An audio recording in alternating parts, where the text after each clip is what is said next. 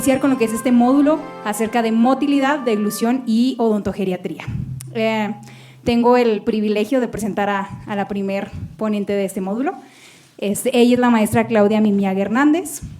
Ella es maestra en nutrición clínica, es jefa del servicio de nutrición clínica del Instituto Nacional de Neurología y Neurocirugía Manuel Velasco Suárez. Y pues bueno, tenemos el privilegio de que esté con nosotros presentando el tema de cómo lograr una deglución segura y eficaz en geriatría. Si pueden brindarle una ofrenda de palmas para presentar. Bienvenida, maestra. Muchas gracias. Buenas tardes a todos. Cas, un gusto saludar a todos y me da gusto ver muchas caras conocidas. Al menos hoy nos vemos desde este lado. Y bueno, me han dado 20 minutos para hablar muy rápidamente sobre las estrategias de cómo lograr una deglución segura y eficaz en el paciente geriátrico. Durante estos 20 minutos hablaremos un poco sobre la importancia de la deglución y sobre todo que sea segura, ¿no? Segura y eficaz en nuestra población. Y vamos a destacar un poquito las estrategias nutricionales para lograr esta deglución. Esta es una imagen que no pretendo que veamos toda la gráfica, pero se me hizo muy interesante. Acaba de ser publicada hace unos días, en noviembre de este año, y es un estudio que habla sobre la prevalencia de disfagia y el riesgo que tienen nuestros adultos mayores. Lo que podemos, creo que no se ve mucho el apuntador, pero créanme que está hablando desde los 90, es una recopilación, es un metaanálisis de los 90 hasta el 2021, donde se ven pues los principales continentes. Si pueden observar, son 43 estudios que involucraron de 56.746 pacientes, ¿no? Con 4 continentes. Y esto incluye varios métodos de evaluación en el paciente con disfagia, desde el test de agua, el protocolo de Yale, en la escala de Gauss, de Fez y la de volumen viscosidad. Y lo que encontraron ellos fue muy interesante porque mencionan que el 41% de los pacientes que presentan disfagia pues tienen un problema de herramientas de validación. Esto es muy serio porque entonces esa sería la primera estrategia, qué herramienta utilizar y que esté validada para poder diagnosticar lo que es la disfagia. Esto lleva a unas situaciones muy importantes. Lo que han reportado dentro de la parte hospitalaria es que el 79% de nuestros pacientes que están en el hospital, en un área geriátrica, llegan a presentar esta condición. Y esto es un tema muy serio porque puede llevar a desnutrición, puede llevar a complicaciones de neumonía por aspiración o incluso a la muerte, ¿no? Eso entre que le vaya bastante mal. Y dentro de las casas de cuidado, este estudio menciona que casi el 36%, 35.9% para ser precisos, presentan un problema de disfagia. La pregunta aquí es quién identifica a los pacientes y quién los evalúa, ¿no? A mí me gustaría que levantaran las manos y me digan si ven pacientes geriátricos, cómo evalúan y si evalúan la disfagia de entrada. ¿Cuántas manos veo levantadas? Levántenlas sin miedo, les debe dar orgullo, al contrario, ¿no? Somos muy poquitos si se dan cuenta y la invitación justamente torna en esto. Esa sería nuestra primera estrategia, validar y evaluar a nuestros pacientes.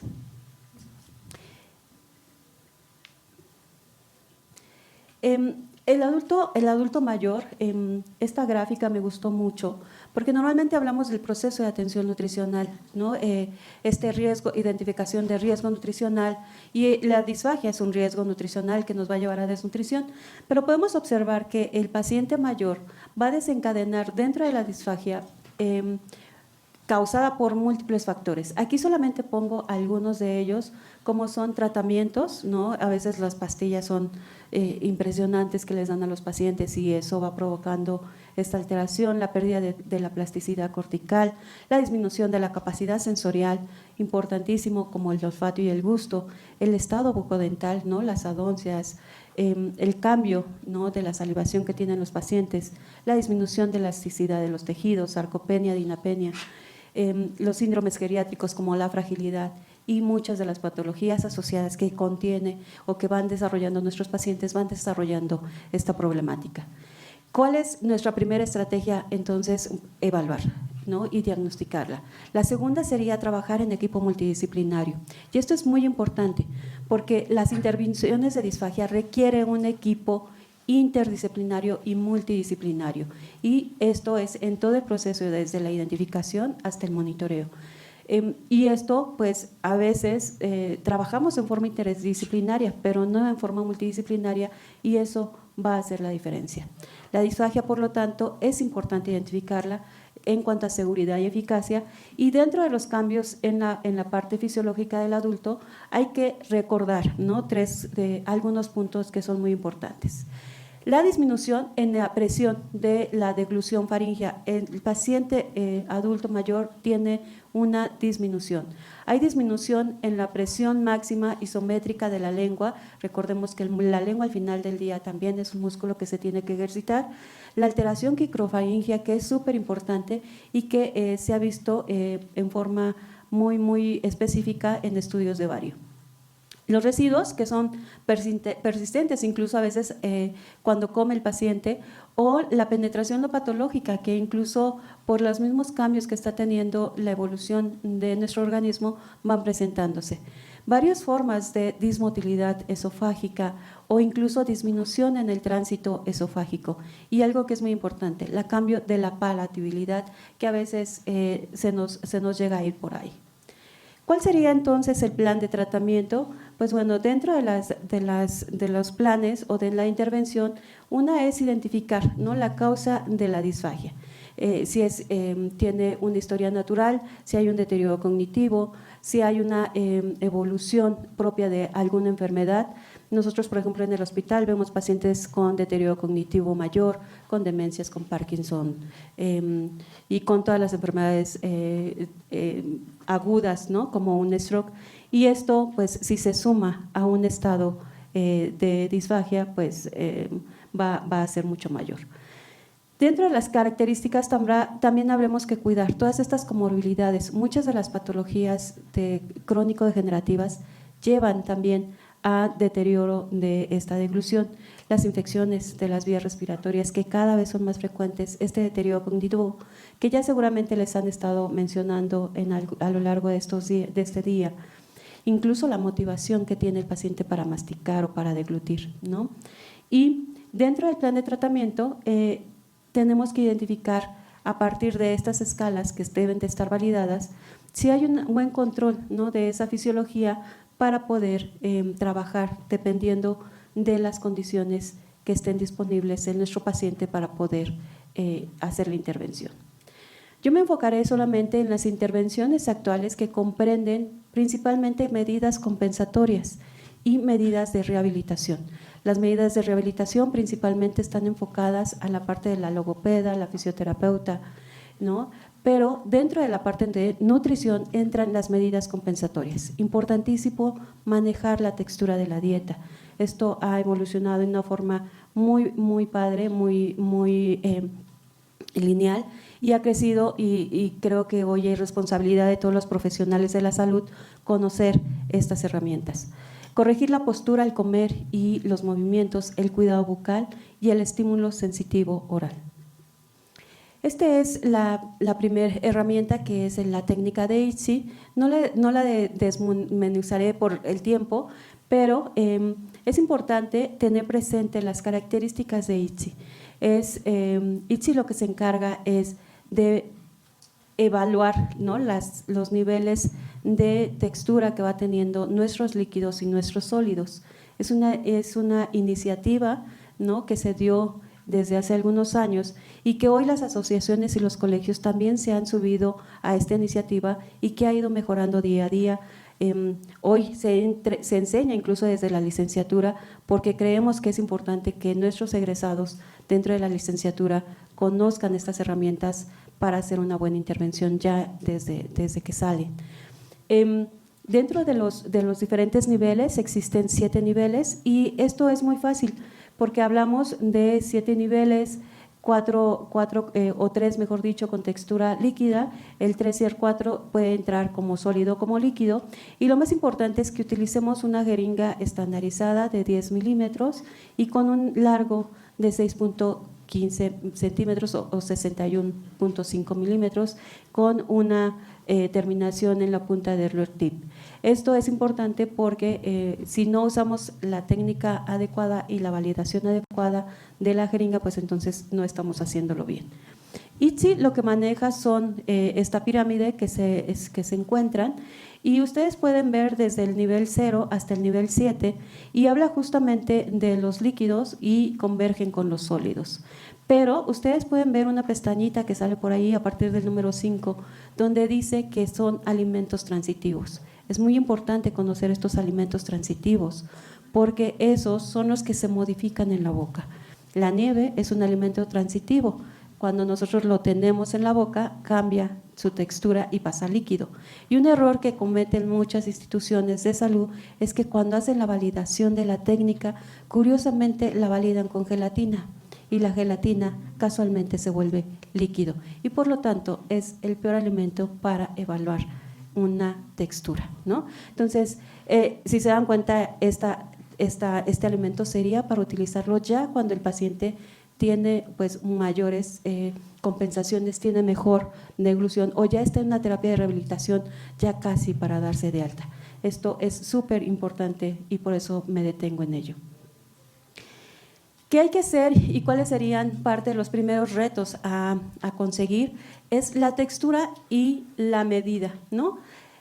Es decir, el paciente tengo que evaluarlo, tengo que definir qué textura es la que está dispuesto a tolerar, que no tenga ese riesgo, que sea seguro o que sea seguro y eficaz, ¿no? Utilizando el término adecuado, y preguntar siempre las herramientas, ¿no? Yo les dejo como ejercicio siempre a mis alumnos que hagan la técnica y que hagan el procedimiento, y algunos se divierten y algunos se estresan y algunos se desesperan y algunos dicen esto no sirve, etcétera, ¿no? Es surtido rico. Pero, ¿por qué? Porque cada quien lo hace con las herramientas que tienen en casa, ¿cierto? No todos tenemos la misma licuadora, no todos tenemos, incluso aunque tenemos la misma licuadora, me he dado cuenta que no todos la usan igual, ¿no? No tenemos, por ejemplo, el globo, algunos lo hacen con batidor, algunos lo hacen hasta con la batidora, ¿no? De pasteles, etcétera. Y eso es importante, saber y es interactuar con nuestro paciente para que sepamos qué técnica y qué herramientas tiene en casa para poder hacer esa textura adecuada. Luego, el segundo reto a lograr en esta técnica es ¿cómo me quedó? ¿No? ¿Me quedó en la textura que yo esperaba o me quedó más espesa? ¿Cómo la arreglo? Le agrego, algunos dicen le agrego maicena, no le podemos agregar maicena, ¿no? Pero es parte del aprender, y esto es importante porque eso le tenemos que enseñar a nuestros pacientes. Y esto que yo siempre les dejo a mis alumnos es, piensen que están enseñándolo a sus pacientes. Yo hago mis videos y yo se los enseño a mis pacientes. ¿Por qué? Porque es la mejor forma de que ellos puedan entender y de socializar esta parte que a veces es tan complicada, que parece fácil, pero para ellos es complicada, ¿no? Y el tercer punto a cuidar en esta técnica son los utensilios, el tamaño del tenedor, la separación del tenedor. La técnica pide 0.5 entre diente y diente y un largo de 1.5. Si no tiene el tenedor, y a veces les hago que traigan todos el tenedor y me dicen, es que yo tenía y sacan el tenedor, ¿no? Con el que cortan la carne, o el de dos trincher, y pues ese obviamente no es funcional. O incluso a veces me traen el desechable, ¿no? Y dicen, pues ese cuando lo vamos a ocupar se rompe y es un riesgo para el paciente. Todo esto siempre practíquenlo en casa para que sirva. La textura medida en líquidas hay que cuidar justamente el tiempo, hacerlo en forma adecuada para identificar en dónde y en qué rango queda. Siempre es pedir una jeringa, un cronómetro y hacerlo y tomarlo muy bien.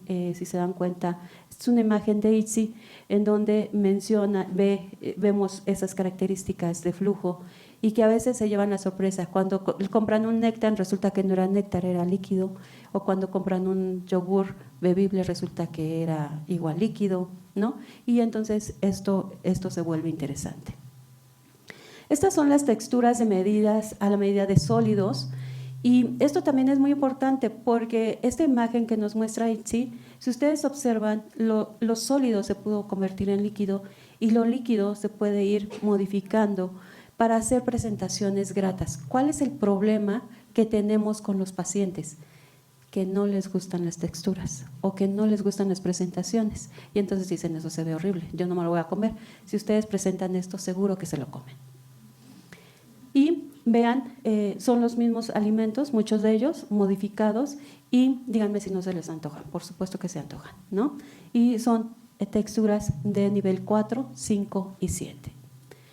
Hoy ha evolucionado en una forma muy importante, los alimentos se han incrementado, se han hecho estudios, han modificado los nombres, ya no existe el nombre néctar, ni miel, ni pudín.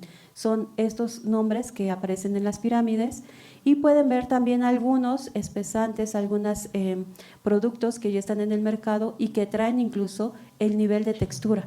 Y esto es importante que siempre se fijen en la etiqueta qué nivel de textura tiene para que ustedes lo puedan utilizar, y es muy práctico.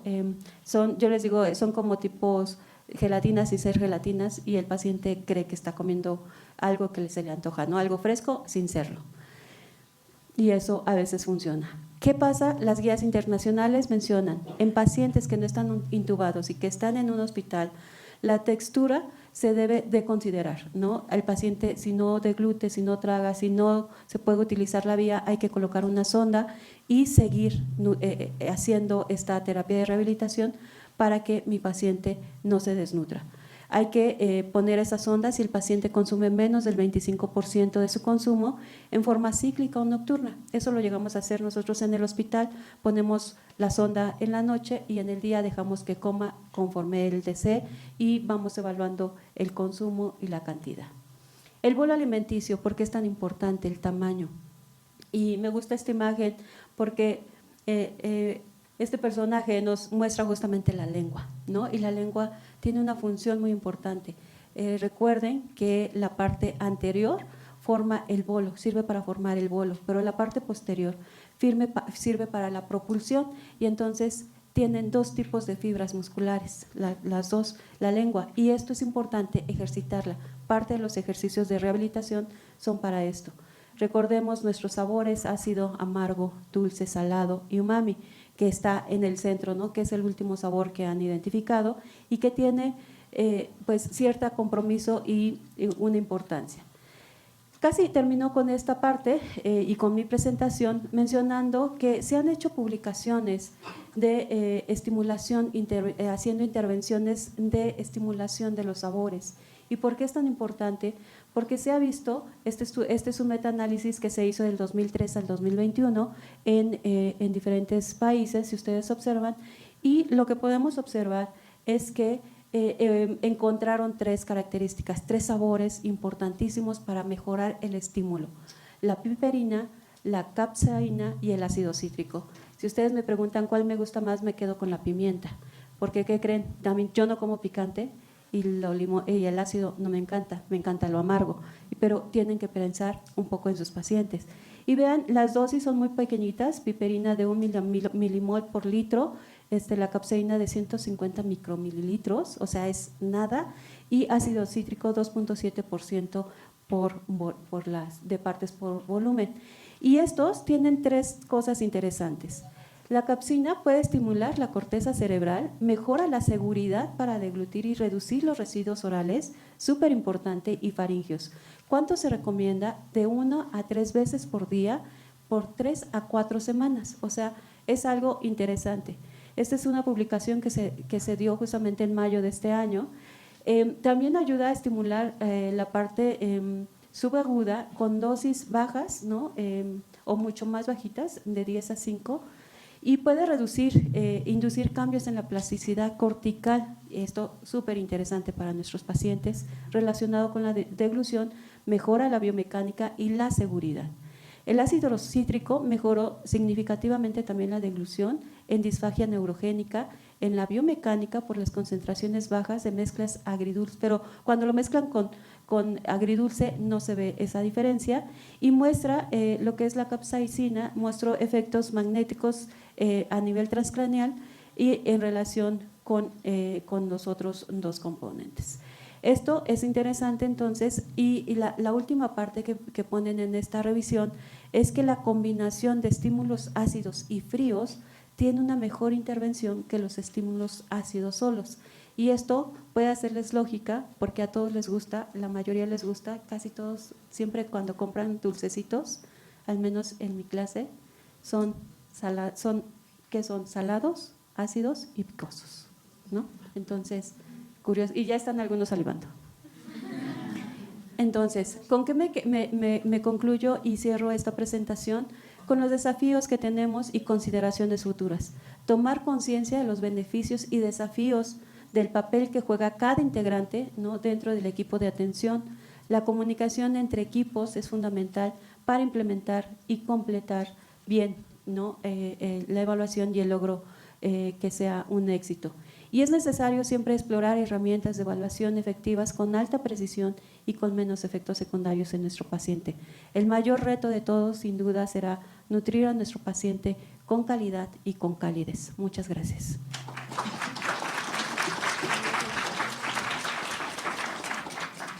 Muchas gracias, maestra Claudia. Y pues bueno, vamos a presentar a la siguiente ponente. Ella es la doctora Mónica Rocío Zavala Solares, es especialista en gastroenterología y tiene una subespecialidad en endoscopia y motilidad y trabaja actualmente en el Hospital Ángeles México con el tema de alteraciones de la motilidad gástrico-intestinal que impactan en la absorción de alimentos. Doctora Mónica, todo suyo. Gracias. Muchas gracias, buenas tardes. Muchas caras conocidas y me alegra verlos aquí. Gracias a los organizadores por esta invitación. Y vamos a ver el tema que me han asignado y lo dividiré. En motilidad puede haber muchas alteraciones, muchos padecimientos, trastornos motores, etcétera. Pero en cuanto a absorción, vamos a hablar acerca de gastroparesia, sobrecrecimiento bacteriano del intestino delgado y estreñimiento. Entonces, hablaremos de gastroparesia o dispepsia. Dispepsia es el término médico a lo que comúnmente o coloquialmente se le conoce como gastritis, que se refiere como dolor en región de boca del estómago, en epigastrio. Y entonces el término médico es dispepsia. Vamos a ver que es gastroparesia. En muchas ocasiones hay pacientes que pueden estar traslapados entre estos padecimientos. Lo importante es descartar aquellos, como vemos ahí la imagen malévola, de en qué momento se trata de algo maligno, alguna neoplasia. En el adulto mayor, que un paciente nos refiere estos síntomas, siempre lo vamos a descartar. Y bueno, ¿qué síntomas tiene gastroparesia y qué síntomas tiene dispepsia funcional? Bueno, los dos pueden tener dolor en epigastrio, saciedad temprana, los pacientes empiezan a comer y no terminan sus alimentos, plenitud postprandial, terminan a lo mejor su porción, pero se sienten llenos cuando llega la siguiente comida, náusea, pueden sentir que están como con esa distensión de esa zona del epigastrio y vómito. Aquí la clave es que vómito no forma tanto parte de dispepsia funcional y sí de gastroparesia. O sea, si un paciente está iniciando con vómito frecuente, obviamente requiere una valoración de la mucosa, pero nos orienta que pudiera tratarse de gastroparesia. El 95% de los pacientes con gastroparesia van a presentar vómito y en cambio los pacientes con dispepsia funcional puede ir desde el 20%. Entonces el síntoma clave que nos puede orientar que es gastroparesia es el vómito. Y la acomodación entre estos dos padecimientos, la fisiopatología entre estos dos padecimientos también puede estar en muchas ocasiones con sobreposición, como es la inflamación del duodeno, la hipersensibilidad gástrica, pacientes que ya estudiaron y no tienen algo más, disfunción antrodenal, piroloespasmo, y entre los dos lo clave es el retardo en el vaciamiento gástrico. La acomodación gástrica es diferente y la hipersensibilidad visceral. Esos serían como que el común denominador entre estos dos padecimientos. Y bueno, el diagnóstico lo hacemos número 1 por clínica, con los síntomas que ya les comenté, que refiere el paciente. El vómito es cardinal en gastroparesia y pues bueno, requerimos hacer una endoscopia para verificar que no hay algo más de qué temer que esté provocando el síntoma. Hay ocasiones en que vemos comida en la endoscopia, que hay alimento. Eso no es parte del diagnóstico, pero bueno, sí que hay pacientes que tienen ya 8 o 10 horas de ayuno y encontramos comida, pero eso no es un criterio diagnóstico. Y lo que sí lo es la gamografía, por ejemplo, en este caso, que es el estándar de oro. Hay algunas otras pruebas que con el tiempo han surgido también para dar la utilidad diagnóstica de gastroparesia, pero sobre todo la gamografía es la que le damos huevo, por ejemplo, al paciente radiomarcado con tecnesio 99, y el protocolo completo nos dicta hacer hasta las 4 horas y de acuerdo al porcentaje retenido le decimos al paciente del contraste retenido si tiene o no gastroparesia. Y entonces en gastroparesia pues frecuentemente les indicamos una dieta baja en grasa, alimentación frecuente en pequeñas porciones. Aquí vamos a hablar, espero yo, en la discusión acerca de mucho de la dieta baja en fibra, porque la fibra va a generar mayor residuo y el riesgo de formar besoares en el estómago, que son esos contenidos de fibra retenida, bueno, de fibra y otros residuos de los alimentos, y también dar líquidos nutritivos. En la dispepsia funcional, pues, o sea, los pacientes que refieren esa gastritis incómoda que lo refieren, bueno, es alimentación frecuente en pequeñas porciones, reducción en el aporte de líquidos, les ayuda más un alimento sólido, por ejemplo, una pasta en lugar de una sopa de fideo con caldo, porque ayuda mejor a que trabaje mejor ese estómago. Eliminación de proteínas, problema cuando los pacientes refieren que les provoca dolor, cierto tipo de proteína, por ejemplo, carne de res, les puede provocar mayor dolor tarda más en eliminarse. Terapia farmacológica, digo, no es el objetivo que ahorita lo revisemos, pero para que vean cómo puede ser diferente en uno o en otro. Los procinéticos es el común denominador entre gastroparesia y dispepsia funcional, pero bueno, vamos avanzando de acuerdo a las respuestas que tienen estos pacientes.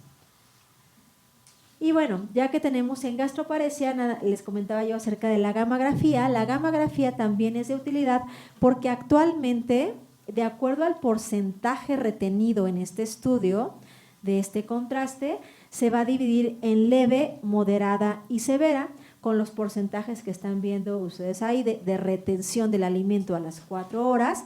Y esto nos va a impactar en el tratamiento nutricional, que es donde muchos de ustedes tienen gran parte en este equipo que ve a estos pacientes, que tienen parte. Y bueno, en todos los padecimientos que vamos a ver el día de hoy, pues tienen mucho que ver cómo están las células intersticiales de Cajal a lo largo del tubo digestivo, son el marcapaso gástrico y bueno, gastroparesia no es la excepción.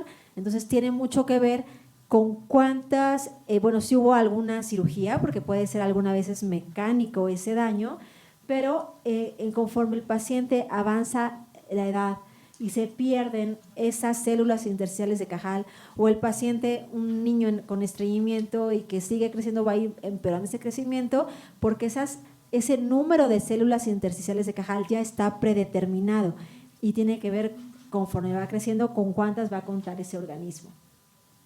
Dentro del tratamiento, brevemente les comentaré que, bueno, en común dispepsia y gastroparesia tienen los procinéticos neuromoduladores como sertralina, mitriptilina, que frecuentemente se utiliza con otros fines, pero en neurogastroenterología los utilizamos para modular el dolor, modular ese dolor constante que tienen epigastrio. Y bueno, hay otros tratamientos endoscópicos y demás que pueden presentar mejoría en estos pacientes. Pero vamos a hablar del aspecto nutricional en gastroparesia, pues cuando es leve, que es la base de lo que vamos a hacer con estos pacientes, es bueno, los líquidos, electrolitos, valorarlos, darle el aporte de líquidos que requiere ese paciente. El control glucémico es clave. Sabemos que no es lo más frecuente. Actualmente, en la proporción de pacientes con gastroparesia, es más frecuente en mujeres y la causa es idiopática, probablemente también viral. Y segundo lugar ya es gastroparesia diabética. Entonces, bueno, en aquellos pacientes es básico el control glucémico. De ahí, si con esto mejora el paciente e intuimos que es en un grado leve, pero si él en su estudio tiene una retención moderada, pues también habrá que valorar procinéticos y antieméticos por la pérdida de los vómitos frecuentes que presentan. Y cuando es severa esta retención de alimentos, pues empezar con yeyunostomía, tratamiento quirúrgico de ser necesario si es un piloroespasmo, otros motivos. El caso es que ese paciente hay que nutrirlo, ese paciente hay que asegurar que el aporte calórico, si tiene que ser por vía artificial, le esté llegando y si es necesario, pues vamos a decirlo así, brincar lo que es el estómago porque no nos está ayudando a nutrir ese paciente, habrá que realizarlo, habrá que hacerlo. Ahora, vamos a hablar acerca, es muy frecuente que tengamos pacientes con diarrea. Y esta escala de Bristol me va a servir para hablar de lo que vamos los dos temas que hablamos a continuación. Bristol 3 y Bristol 4, como pueden ver ahí esas consistencias de las evacuaciones, pues se consideran consistencias normales. El tipo 1, tipo 2 ya es aumentadas de consistencia. Tipo 5, 6 y 7 ya serían unas consistencias blandas o hasta llegar a la diarrea. También tiene mucho que ver la frecuencia, si es muy continuo, para hablar de que está aumentando esa frecuencia. Y bueno, ya hablaremos posteriormente si hay dolor, distensión, etcétera. Particularmente en esto, ahorita hablaremos de sobrecrecimiento bacteriano, que tiene que ver con pacientes que pueden tener diarrea y distensión. Y esto es por el intestino delgado. Sabemos que en todas las porciones, sea estómago, intestino delgado, colon, pues tenemos ciertas unidades formadoras de colonia, es decir, número y diversidad de diferentes bacterias, microorganismos. Y, por ejemplo, en el yeyuno, cuando sobrepasa esa cantidad de microorganismos, tenemos ya una sobrepoblación bacteriana que va a competir con los nutrientes, va a generar distensión. De estos pacientes, ustedes recuerdan que los ácidos biliares los necesitamos para la digestión de grasas, entonces al haber esta competencia entre las bacterias con los nutrientes, pues no se van a absorber de manera adecuada. Entonces tenemos esta disbiosis, se le conoce frecuentemente como SIBO. SIBO es el nombre donde conocemos el sobrecrecimiento bacteriano por la literatura que puedan encontrar, y esta se origina con precisamente esa disbiosis del intestino delgado. ¿Por qué puede ser? Puede ser un paciente, no sé, se me ocurre que tiene esclerodermia, un paciente que tiene alguna cirugía y un asa intestinal, un paciente que tiene enfermedad del colágeno, un paciente que tiene enfermedad diverticular, un paciente que tiene diabetes, en fin, la causa es enfermedad de Crohn, enfermedad inflamatoria intestinal, puede haber muchas. Entonces, estos pacientes con sobrecrecimiento bacteriano inician con diarrea, pérdida de peso, desnutrición, distensión, ya en partes más avanzadas pueden tener dolor abdominal y empiezan con problemas de absorción, como les comentaba, de carbohidratos, proteínas, lípidos y también vitaminas, principalmente las liposolubles, pero también la vitamina B12 por esta necesidad de que no están cubiertas con esta producción por parte de una microbiota normal o adecuada. En el tratamiento, pues hay que tratar la enfermedad de base, desde luego cuando es posible, enfermedad inflamatoria intestinal, diverticular, cuando es posible enfermedad del colágeno, etcétera, mejorar ese tránsito. Y hay que dar suplementos para nutrir a ese paciente, siempre vitamina B12, o sea, pedir niveles séricos, pero recordemos los cambios irreversibles en el sistema nervioso, entonces no nos esperemos a tener, si ya tenemos el cuadro clínico diagnóstico, empezar con intramuscular vitamina B12 para sustituir todas esas pérdidas que ha tenido este paciente mientras tenemos los niveles para su seguimiento. Y predominantemente este padecimiento lo tratamos con antibióticos. Son antibióticos, en ocasiones hay pacientes con distensión que los dejamos una sola vez y de aquí en 6 meses, 12 meses que lo vuelvan a requerir. Cuando hay una enfermedad de base, frecuentemente se requiere repetir estos antibióticos, se cambia, ahora le damos en 6 meses le damos otro, cuando vuelva a tener esta disbiosis o esta sobrepoblación. Y entonces finalmente hablaremos de estreñimiento.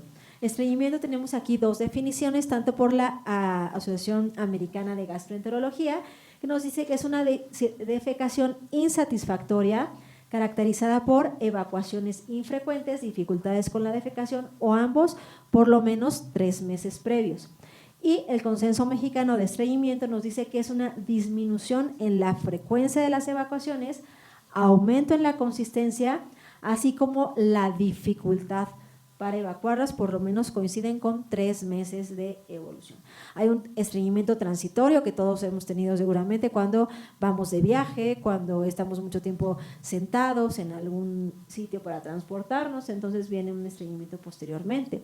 Nuevamente la escala de Bristol nos ayuda para hablar todos el mismo idioma. Vamos a ir al paciente, descríbanos cómo son sus evacuaciones, porque puede ser una tipo 4, es una consistencia normal, pero al paciente le cuesta trabajo. O sea, no siempre esperemos que sea en esíbolas de tipo 1, sino si es la consistencia normal, pero le cuesta trabajo, es estreñimiento. Entonces, para poder saber bien el idioma que estamos refiriendo entre los profesionales de la salud, podemos ponerle tipo 3, tipo 4, tipo 1, y entre nosotros nos entendemos perfectamente cuando hagamos grupos interdisciplinarios. Y en México los síntomas más reportados, como 100 mexicanos dijeron, en una encuesta que hicieron, comparado con los sujetos sanos, que refirieron como estreñimiento, poca frecuencia, evacuaciones duras, esfuerzo para evacuar, evacuación incompleta, sensación de bloqueo, dicen tengo algo, y esto lo hago hincapié porque muchos adultos mayores sienten eso, siento algo, no puedo evacuar, algo me está tapando y no puedo lograr evacuar. Y algo muy importante, y pregúntenlo sobre todo si van a ver pacientes geriátricos, maniobras digitales. Pregunten, ¿ha usado los dedos? ¿Ha usado algún utensilio, una toalla, lo que tienen a la mano para lograr sacar las heces? Les va a sorprender la frecuencia con que llega a ocurrir. Y entonces en estreñimiento, de acuerdo al grupo de edad, vean cómo aumenta entre los individuos de 60 en adelante, vean la prevalencia de acuerdo a diferentes estudios, cómo aumenta con la edad. Entonces es muy importante que lo contemplemos en nuestros pacientes, no porque causen una mala absorción propiamente por estreñimiento, hagamos la aclaración, pero sí empiezan a modificar la alimentación, lo cual sí nos puede impactar en la nutrición de esos pacientes. El estreñimiento secundario puede ser larguísimo, hipotiroidismo, hipopotasemia, el embarazo, esclerosis sistémica progresiva, lesión medular, o sea, puede ser grandísima la lista de estreñimiento secundario. Si tenemos un paciente que tiene un motivo para tener estreñimiento, con mayor razón y se va acercando a ser adulto mayor, pues tengamos los ojos bien abiertos. Y entonces hay subtipos de estreñimiento, estreñimiento de tránsito lento, estreñimiento de tránsito normal, es decir, evacúo todos los días, pero me cuesta trabajo, me duele, pujo. El estreñimiento de tránsito lento, uy, no, es que si yo no tomo tal cosa, evacúo una vez por semana.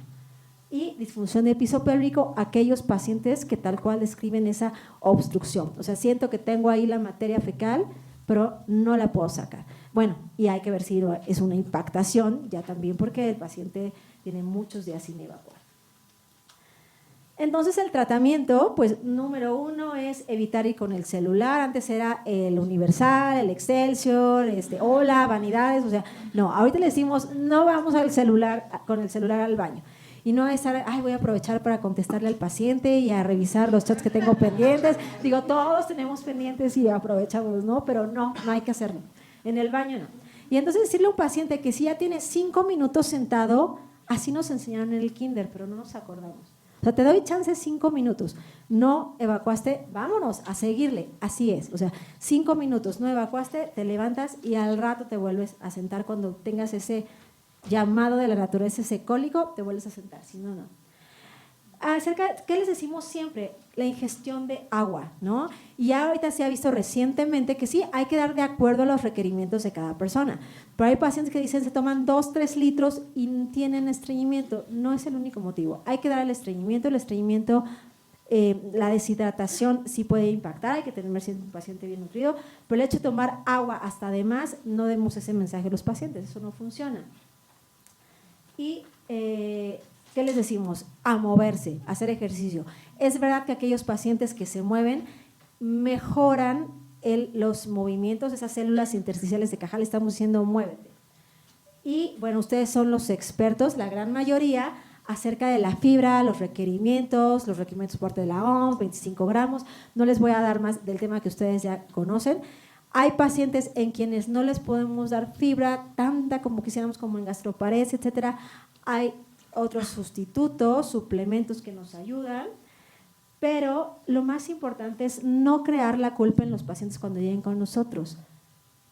Y espero que cuando vean a Natalia Lafourcade se acuerden de mí. O sea, no todos los pacientes es porque no toman agua, no todos los pacientes es porque no comen fibra. Hay pacientes veganos que tienen estreñimiento, hay pacientes maratonistas que tienen estreñimiento, hay pacientes en que nunca es eso suficiente para mí. Espero que se acuerden de mí y ahorita están tarareando la canción. Tienen mucho que ver la genética con la que nacieron esos pacientes, ese marcapaso de las células intersticiales de Cajal, hay que tenerlo en cuenta. Puede ser eso, y que además de las medidas generales requieran una escala en medicamentos o no absorbibles, hay otros productos no absorbibles, y necesitamos como médicos ir escalando en qué necesitan para lograr la evacuación. Como conclusiones, en los inicios de estos síntomas en el adulto mayor, número 1, siempre en el adulto mayor que empieza con síntomas del tracto gastrointestinal, hay que valorar la mucosa. Hay que asegurarnos que no hay un origen neoplásico, eso es lo más drástico. Gastroparesia, hay estadios clínicos y dependerá del tratamiento conocer qué tanta retención del alimento hay.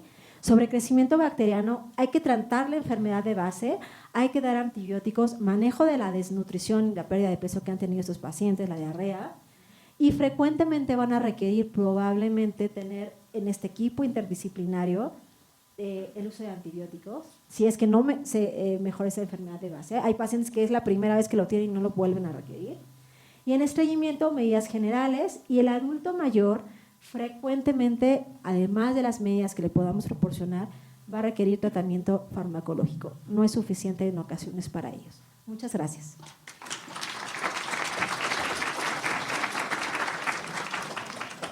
Muchas gracias, doctora Mónica. Qué increíble tema, y creo que a muchos de nosotros nos hizo una pedrada en la cabeza. Bueno, ahora vamos a presentar al siguiente ponente. Él es el doctor Roberto Reyes Guerrero. Cuenta con una maestría en Ciencias Médicas Odontológicas y de la Salud por la UNAM. Es especialista en odontogeriatría y es cofundador de la Clínica de Odontogeriatría de lo que es el Instituto Nacional de Ciencias Médicas y Salvador Subirán. Y pues bueno, nos viene a presentar el tema de odontogeriatría, procesos degenerativos y enfermedades asociadas. Doctor Roberto, adelante. Muchas gracias. Gracias por la invitación, antes que nada. Qué bueno ver caras muy conocidas dentro de la... Ya lo está quitando. ¿Sí quieres ahí? Sí, sí es cuidado. Pero si no, nos va diciendo. Pues gran parte de lo que estamos viendo es como la conclusión, todo el sistema digestivo, deglución y todo, lo vamos a enmarcar un poquito en odontogeriatría.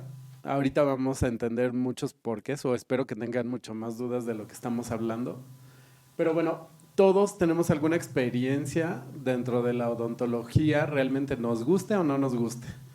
Y van a ver por qué ahorita durante la plática. Cerca del 90% de la población tiene algún trastorno de la cavidad bucal. Esto incluye caries, enfermedad periodontal, disfagia, problemas para hablar, problemas para deglutir. Tan solo si ahorita hacemos una simple y sencilla prueba de disfagia, porque la mayoría de nosotros utilizó biberón, desde ahí tenemos problemas de deglución.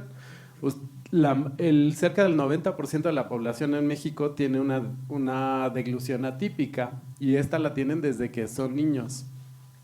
Y la forma de saberlo es: abran la boca grande, pegan la lengua lo más atrás en el paladar que puedan, cierran la boca y pasen saliva sin despegar la lengua. Nadie pudo, ¿verdad? Esa es una deglución atípica porque la mayor parte de la gente utiliza biberón. Y ese es uno de los grandes problemas que tenemos de antes de que no se utilizaban chupones ortopédicos y todas estas cosas.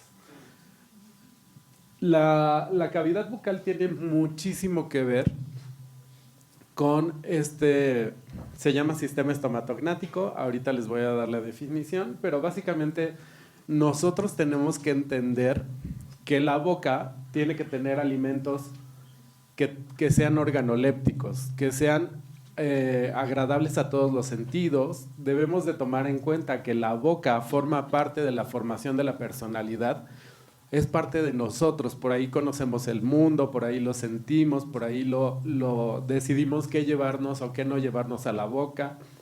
La mayor parte de ustedes, si les pregunto un alimento que les evoque un recuerdo de su abuelita, pues van a decir la milanesa, las enchiladas, todo y todo el entorno que les está refiriendo a eso. La boca es un resolutor de satisfactores psicológicos, porque todos decidimos qué nos llevamos a la boca. Cuando estamos estresados, comemos. Cuando estamos tristes, comemos. Cuando hay una fiesta, comemos. Exacto. Cuando tenemos depresión, lo primero que dejamos de hacer es dejar el autocuidado, y dentro de esos autocuidados, lavarse los dientes. Entonces, tenemos una pérdida del autocuidado, pero también debemos de entender que el comer es un hecho social. Y eso está muy claro, que todas las personas que les gusta comer solas tienen rasgos sociópatas.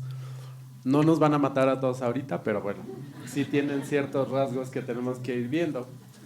Y debemos de entender entonces qué es lo que está pasando en el sistema estomatognático. El sistema estomatognático va a ser el encargado de comer, deglutir, fonar, masticar y relacionarnos. Y esto hace, en especial, que todos los cambios en el adulto mayor vayan siendo completamente diferentes. Tenemos problemas en la síntesis de proteínas solo por el hecho de envejecer, entonces vamos a tener mayor cantidad de enfermedades dentro de la boca. Las papilas gustativas se van a reproducir un poquito más lento, entonces no podemos masticar lo que queremos. Sí tenemos este tipo de condiciones donde tenemos que quitar grandes extensiones de dientes o tenemos que mutilar, porque la odontología sigue siendo mutilante. La mayoría de ustedes ya no tiene terceros molares, ya no tiene premolares porque se los quitaron para hacerles ortodoncia. Entonces tenemos que entender en dónde estamos trabajando. Y como les decía, bueno, necesitamos y debemos utilizar la boca para lo que nos guste. Así. Si un viejito les dice, es que yo corto el hilo para ensartar mi aguja con los dientes, deberíamos de poderlo utilizar así. Sin embargo, el dentista es el primero que hacemos este tipo de iatrogenias. Pero la calidad de vida tiene mucho que ver con el estado de salud bucal. Es decir, si ahorita yo les abro la boca a cualquiera de ustedes, yo sé si se pusieron una amalgama porque no tenían para la resina, si se pusieron una corona de un costo más bajo porque no me alcanzaba, porque tenía que pagar la colegiatura, o si se pusieron metales en lugar de porcelana o de algún otro material, porque la odontología depende de la tecnología y la tecnología evidentemente es más cara. Pero no solo eso, sino cada dentista tenemos una huella digital en cada uno de los trabajos que hacemos. Algunos del Seguro Social que literal le ponen el dedo ahí en la resina, pues ahí dejan la huella digital tal cual. Entonces, debemos de entender por qué es importante. Y la enfermedad periodontal tiene mucho que ver con la selección de alimentos. Si tengo caries y estoy comiendo y tengo una cavidad y de repente me tengo que estar sacando la comida, pues obviamente esto va a costar mucho más trabajo, ¿no?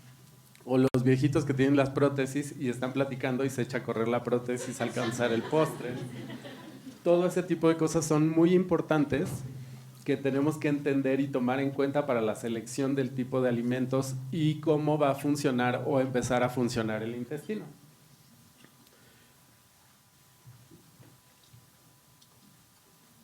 Y en 2019 salió el estudio de carga mundial de la enfermedad y se enfocaron muchísimo en el estado de salud bucal y las enfermedades. ¿Por qué? Pues si el 90% de la población tiene algún problema en la boca, evidentemente está dando problemas en las otras enfermedades. En el año 2017 empezó como una gran revolución en la Academia Americana de Cirujanos Generales de Estados Unidos, donde fue el año de la salud bucal en cirugía. Y ahí se dieron cuenta que las bacterias de la boca pues, las encuentras por todos lados, en abscesos mediastinales, en osteoartritis de columna, en pérdida o rechazo de prótesis de rodilla, de cadera. Se las pueden encontrar en cualquier lado. Tenemos alrededor de 600 especies, más o menos, de flora residente bucal, más lo que ustedes le hayan agregado, más el novio, más lo que les han inoculado. Entonces, eso es súper importante, porque entre más sucia esté la boca, más probabilidades tiene de producir infecciones metastásicas. Una de las cosas que pasa es que la mayor parte de infecciones metastásicas las va a producir la boca. En gente sana, las bacterias de la boca se localizan frecuentemente en abscesos cerebrales, 1% de los abscesos cerebrales, 26% de los de endocarditis bacterianas, más o menos hasta un 25-30% de infecciones en prótesis de cadera. Entonces, y así nos seguimos, ¿no? El 70% de los ateromas que producen eventos vasculares cerebrales, etcétera, etcétera, etcétera, tienen rastros de porfiromonas gingivales. ¿Y qué es lo que pasa? Bueno, básicamente lo que está pasando es que si tenemos un peor estado de salud bucal, indica que nuestra vida no ha sido la mejor. Y si esta vida no ha sido lo mejor, evidentemente me voy a morir antes. Una de las cosas que vemos en México es que los 10 últimos años tenemos una esperanza de vida de 75, 76 años. Pero los últimos 10 años son en discapacidad. Es decir, llegamos a los 65 y empezamos con discapacidad 10 años que van a ser de carga para la familia y después de eso nos morimos. Esto no va a mejorar solo con que se arreglen los dientes, pero sí es evidente que algo estamos haciendo que es un muy buen indicador, y si les digo que es un buen indicador de vida, pues sí, evidentemente si tenemos un peor estado de salud bucal vamos a saber que nos vamos a morir más rápido. Y de ahí empezaron las discusiones. Bueno, entonces, si tenemos un mejor índice de masa corporal, si se relaciona o no se relaciona con el índice de masa corporal, qué es lo que está pasando, y empezaron las derivaciones a, entonces, estudiar micronutrientes, porque el índice de masa corporal ya saben que no se utiliza. Los pacientes que tienen peor estado de salud bucal también tienen un ángulo de fase que se lo conocen muy bien cómo medirlo ustedes, que les da un periodo de vida mucho más corto, y se empezó a intentar ver por qué. Y lo primero, bueno, pues es que la salud bucal tiene mucho que ver con las cargas de las enfermedades. Pero ¿por qué vamos a tener estas cargas de enfermedad tan fuerte? Pues básicamente, y ahí, ¿se carga? Sí, para ver si se carga. Creo que no se cargó. Bueno, ustedes saben que uno de los principales problemas que tenemos es que envejecemos porque nacemos. Básicamente es eso. ¿Y de qué depende eso? ¿O de cómo voy a vivir? Bueno, depende mucho de la carga genética, pero tampoco es tan cierto, porque cuando nosotros dijimos, bueno, si la carga genética es lo más importante, ahora que tengamos el genoma humano, deberíamos de tener un gen para cada enfermedad y podemos corregir ese gen y se cura la enfermedad. Sin embargo, esto no pasó. Y después pusieron a unos gemelos iguales y se dieron cuenta que los gemelos idénticos también envejecen diferente. Entonces tiene mucho que ver con el medio ambiente. Y se creó la teoría de la enfermedad inflamatoria y las enfermedades crónico-degenerativas. Pues resulta ser que la enfermedad periodontal, que es una de las enfermedades más prevalentes en boca, se diagnostica alrededor de los 35 a 40 años.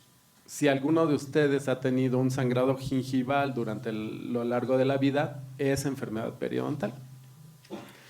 Nosotros adquirimos el hábito de cepillado dental alrededor de los 3 a los 5 años, que es donde tenemos nuestra etapa oral. Y si no aprendimos a cepillarnos en esa etapa los dientes, corregirla después va a ser muy complicado. Pero si la enfermedad periodontal es una enfermedad que se puede controlar con una adecuada técnica de cepillado, y una adecuada técnica de cepillado cuesta un cepillo de dientes Oral-B, 18 pesos, una pasta de 15 pesos, pues la mayor parte de la gente no deberíamos de tener enfermedad periodontal. Sin embargo, la vamos a diagnosticar hasta los 35 o 40 años. Eso quiere decir que ustedes llevaron 30 o 35 años con una inflamación crónica en la boca. Sin embargo, no da manifestaciones clínicas. Básicamente lo que pasa es que ustedes van a tener un estado de equilibrio. Cuando nosotros nos cepillamos los dientes, a los 2 minutos de que nos cepillamos los dientes, entran bacterias a la sangre. Y se han hecho muchos estudios con pacientes oncológicos, donde toman las muestras y salen los cultivos de bacterias. Pero no todos, y llega un punto donde el cuerpo ya no puede contener esa infección por bacterias y va a romper en alguna enfermedad, cualquier enfermedad crónico-degenerativa que quieran. Entonces a eso se le conoce como la teoría de enfermedades inflamatorias, de las enfermedades crónico-degenerativas. Siguiendo esas pistas, dijimos, bueno, ¿qué es lo que está pasando? Básicamente lo que vamos a hacer es que empezaron a investigar si esto realmente tenía mucho que ver, y se empezó a investigar sobre todo en deterioro cognitivo, enfermedad de Alzheimer, y se dieron cuenta que hay dos cosas. Si tú lo que vas a decir, bueno, si tiene deterioro cognitivo no se va a cepillar bien los dientes, y si no se lava los dientes va a tener deterioro cognitivo. Básicamente es un modelo que empezó en los 90 en Japón, y empezaron a desarrollar esa teoría. Y ahorita las investigaciones lo que dicen es que los pacientes que tienen peor estado de salud bucal van a tener peor estado cognitivo. Y esto se da básicamente por un mecanismo normal. Cuando ustedes empiezan a masticar, el ligamento periodontal va a empezar a estimular la motilidad del intestino. Y como decían, bueno, si no haces ejercicio, si no caminas, el intestino no se mueve. Pero si no tienes ligamento periodontal, tampoco va a iniciar la motilidad intestinal. Necesitamos tener una buena dentadura para poder empezar a mover el intestino y para que se empiecen ahora sí a masticar bien los alimentos y que se empiecen a desdoblar en los momentos correctos. Una de las cosas que yo les decía es que nada tiene que ver el índice de masa corporal con la calidad de la masticación. Y esto se dieron cuenta porque los folatos, esos básicamente se reducen si tienes enfermedad periodontal. Entonces, una menor absorción de folatos corresponde a un mayor estado de pérdida de la salud dentoalveolar. Básicamente lo que está pasando es que no tenemos la cantidad suficiente de micronutrientes y no se están absorbiendo en el tiempo correcto. ¿Y qué debo de hacer? Bueno, básicamente lo que tengo que hacer es masticar alrededor de 30 a 40 veces cada bocado para que empiece el adecuado desdoblamiento de los carbohidratos y se puedan empezar a absorber adecuadamente los micronutrientes dentro del intestino. Esto, si no es de la manera correcta, ahora ya sabemos que hay un eje intestino-cerebro que está dando mucho de qué hablar tanto en gastro, en geriatría y en odontología, que si no masticas de la manera correcta se produce una disbiosis, y esta disbiosis afecta directamente el eje intestino-cerebro y eso produce neuroinflamación. Y esa es la vía por la que normalmente vamos a empezar a tener deterioro cognitivo en aquellos pacientes que tienen un peor estado de salud bucal. Pero si yo les estoy hablando que todas las bacterias de todos lados de la boca están en todos lados, evidentemente esta inflamación crónica y esta cantidad de bacterias que tenemos van a estar por todos lados. Y lo que debemos de atender son 3 vías. Una vía inflamatoria, que es la vía de una vía que normalmente va a elevar factores inflamatorios, que van a estar elevados, todos los factores inflamatorios van a estar elevados durante mucho tiempo si no se atiende el problema bucal, y esto va a interferir directamente con todos los tratamientos médicos. De lo que más se ha visto es en oncología, cuando tiene un paciente un peor estado de salud bucal y tú le haces un tratamiento dental adecuado, mejora la aceptación del tratamiento oncológico y por lo tanto mejora su estado de salud. Los pacientes que tienen la otra vía es la vía de infección metastásica. Si tienes abscesos cerebrales y no le quitas o no le arreglas los dientes que le tienes que arreglar, los abscesos cerebrales o hepáticos van a permanecer por mucho más tiempo. Y dentro de los pacientes que tienen sarcopenia, también debemos de mejorar el estado de salud bucal, porque eso va a aumentar la posibilidad de ingerir mucho mejores calidades de proteína, las van a absorber de mejor manera. El hecho del estímulo del ligamento periodontal también va a disminuir la neuroinflamación y por lo tanto el paciente va a mejorar en todos los estados. Y esto se ha visto en general en todas las enfermedades. El caso más común y lo que ustedes más van a ver es el caso de enfermedad periodontal y diabetes, que si no se controla la enfermedad periodontal no van a poder controlar los niveles de glicemia, no van a poder lograr una adecuada selección de alimentos para que el paciente pueda alimentarse de una manera correcta y por lo tanto la enfermedad periodontal puede progresar. Y así se vuelve un círculo vicioso. Si no controlamos una, no podemos controlar otra. A grandes rasgos esto es cómo afectan la odontología en sí. Las enfermedades crónico-degenerativas son vías ya muy claras que hacen muy claro que tan claro que ahorita en el 2021 ya se declaró como una parte esencial de la medicina y de la medicina en general el tratamiento odontológico preventivo en cualquiera de los pacientes que quieran. Puede ser oncológico, previo a darles quimioterapia, previo a darles radioterapia, en pacientes geriátricos que tienen que hacer la evaluación completa, previo a iniciar cualquier otro procedimiento, y va a disminuir, va a aumentar la calidad de vida, va a disminuir el número de días, hasta en 10 días los internamientos, va a disminuir la cantidad de internamientos que también tienen los pacientes geriátricos si tienen un buen estado de salud bucal.